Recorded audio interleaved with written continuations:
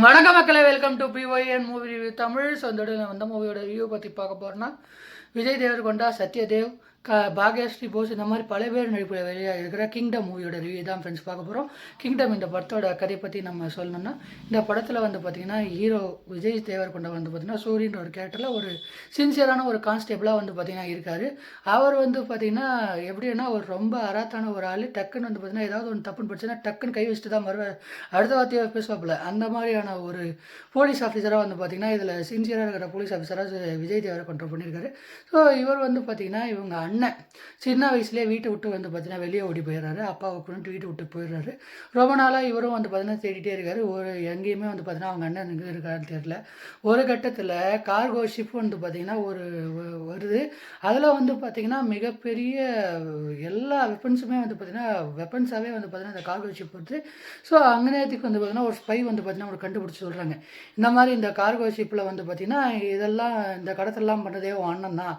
So நீ அங்கே சத்யதேவோட கேங்கோட போய் சேர்ந்து அவனோட இதெல்லாம் கண்டுபிடிச்சி கொண்டு வா அப்படின்ற மாதிரி வந்து பார்த்திங்கன்னா ஒரு சொல்கிறாங்க.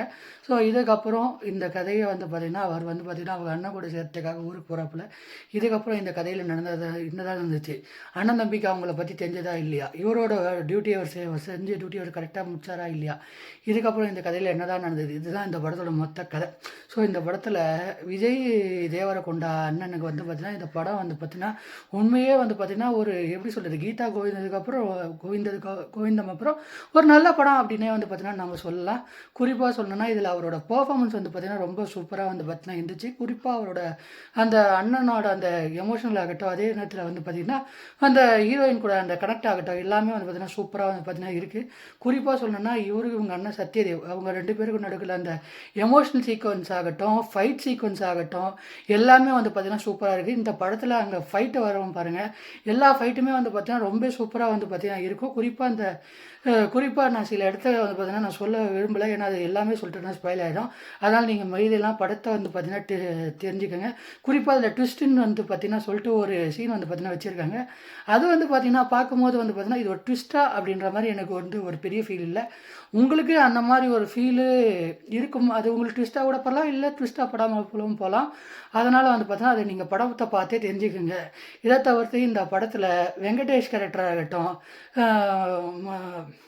மணிகாந்தா கேரக்டர் ஆகட்டும், அதே நேரத்தில் வந்து பார்த்திங்கன்னா நிதி தீபக்கோட கேரக்டராக இருக்கட்டும், இவங்க எல்லாருமே வந்து பார்த்திங்கன்னா சூப்பராக வந்து பார்த்திங்கன்னா பண்ணியிருக்காங்க. இதை தவிர்த்து வெங்கடேஷ் அவர் வந்து பார்த்திங்கன்னா அவர் ஃபயர் விட்டுருக்காரு கண்ணில், அந்தளவுக்கு வந்து பார்த்திங்கன்னா சூப்பரான பர்ஃபார்மன்ஸ் வந்து பார்த்திங்கன்னா கொடுத்துருக்காரு.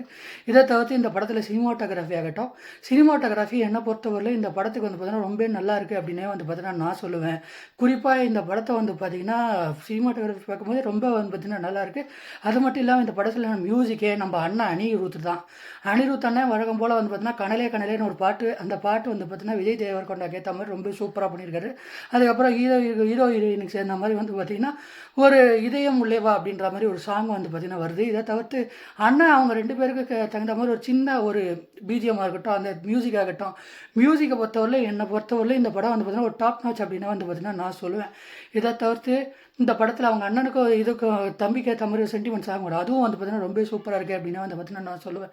இந்த படத்தில் பிரச்சனையே இல்லையான்னு கேட்டிங்கன்னா பிரச்சனை என்னென்னா, இந்த படத்தில் வந்து பார்த்திங்கன்னா ஃபஸ்ட் ஹாஃப் ஃபுல்லாக எனக்கு ஒருத்தவரையிலும் ஓகே தான், செகண்ட் ஹாஃப் தான் எனக்கு தெரிஞ்சு கொஞ்சம் வந்து பார்த்திங்கன்னா ட்ராப் பண்ணிட்டாங்க. மற்றபடி என்னை பொறுத்தவரையிலும் விஜய் தேவரகொண்டா ஃபேன்ஸுக்கு வந்து பார்த்திங்கன்னா கண்டிப்பாக வந்து பார்த்திங்கன்னா இந்த என்ஜாய் படி பார்ப்பீங்க. கண்டிப்பாக ஒரு நல்ல படம் உங்களை பொறுத்தவரையிலும் அப்படின்னே வந்து பார்த்திங்கன்னா நீங்கள் ஃபீல் பண்ணுவீங்க. காமனாண்டு பொறுத்தவரையிலும் என்னை வந்தவரையிலும் இந்த படம் வந்து ஒரு எப்படி சொல்கிறது, ஒரு அபவ் ஆவரேஜான வாட்ச் தான். ஓவரால் இந்த படத்துக்கு வந்து பார்த்திங்கன்னா நான் 5க்கு 3.9 ரேட்டிங் தரேங்க. ஸோ இந்த ரிவ்யூ பிடிச்சி மறக்காம லைக் பண்ணி ஷேர் பண்ணி சப்ஸ்கிரைப் பண்ணி ஃப்ரெண்ட்ஸ் பார்க்கலாம்.